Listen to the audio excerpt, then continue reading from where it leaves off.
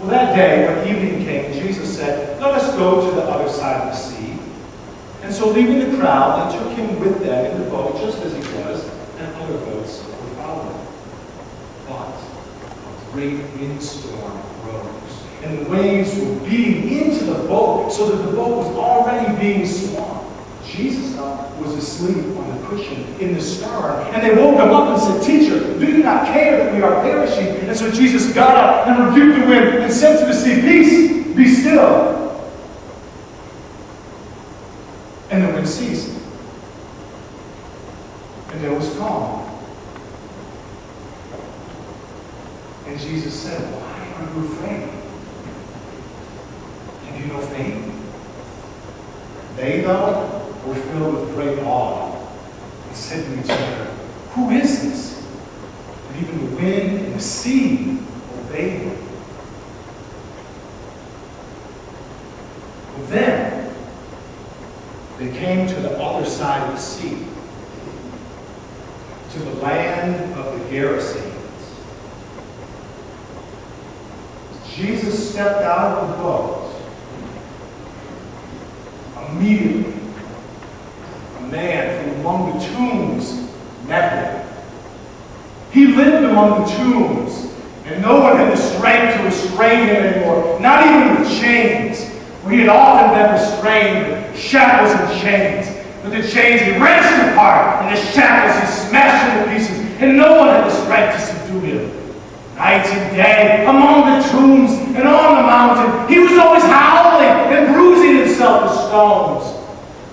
When he saw Jesus from a distance, he ran and fell down before him and said, "Jesus of the Most High God, do not torment me. I am driven by God." But Jesus had said, "Come out of that man, you unclean spirit." So Jesus asked him, "What is your name?" And the man said, "My name is Legion, for we are many." And they earnestly begged him not to send them out of the country. Well, there, on the hillside, a great herd of swine was feeding. And the unclean spirits begged Jesus, "Send us into the swine, let us enter them." And Jesus gave them permission. And so the unclean spirits came out of the man and entered the swine. And then the whole herd, numbering about 2,000, rushed down the steep bank into the sea and drowned in the sea. The swineherds ran off to tell it, the city and the country. And people came to see what it was that had happened.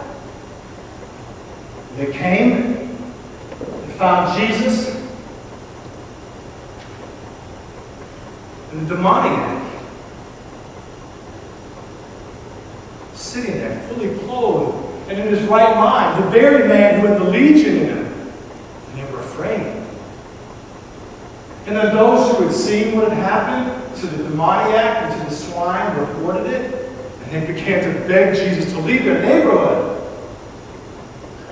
As Jesus was getting into the boat, the man who had the unclean spirits begged that he might go with him.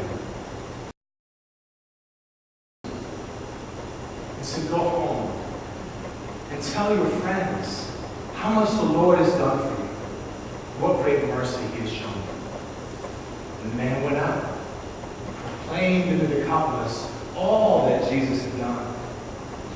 Everyone was amazed. When they crossed over in the boat to the other side of the sea, Jesus was beside the sea, and again a large crowd gathered around him. Then one of the leaders from the synagogue came, named Jairus. When he saw Jesus, he fell down at his feet and begged him repeatedly, "My little daughter is at the point of death. Come, lay your hand on her so that she may be made well and live." And Jesus went with him. The crowd followed him, pressing in on him.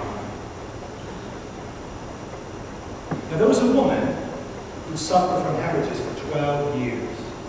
She had endured much under many physicians, spent all that she had.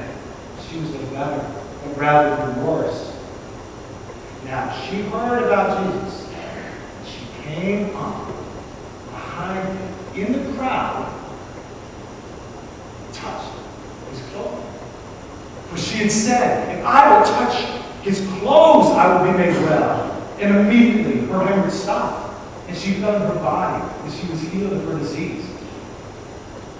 But immediately aware that power had gone forth from him, Jesus turned around the crowd and said, who touched my clothes? And the disciples said, you see the crowd pressing in on you? How can you say, who touched my cloak? But Jesus looked around to see who had done it. And then the woman, knowing what had happened, came in fear and trembling and fell down and told him the whole truth. And Jesus said, my daughter, your faith has made you well. Go in peace and be healed of your disease. While he was still speaking, some people came from the leader's house, and they said, Jairus, your daughter's dead. Do not trouble the teacher anymore. When Jesus heard this, he said, Jairus, do not be afraid. Only believe. And he allowed no one to go with him but Peter and James and John. And when he came to the house, he saw a commotion, weeping and wailing. And he said, why do you make a commotion and weep? This child is not dead, only sleeping. And they laughed at him. So he sent them outside. And he took with him the child's mother and the child's father and those with him. And went in with the child laying.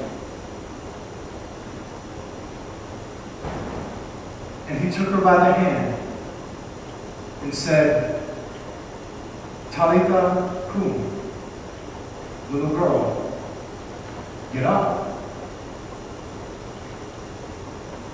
And immediately she got up. And she began to walk about. And she was only 12 years old. And they were overcome with amazement. But Jesus ordered them to say nothing to anyone, but to give her something to eat.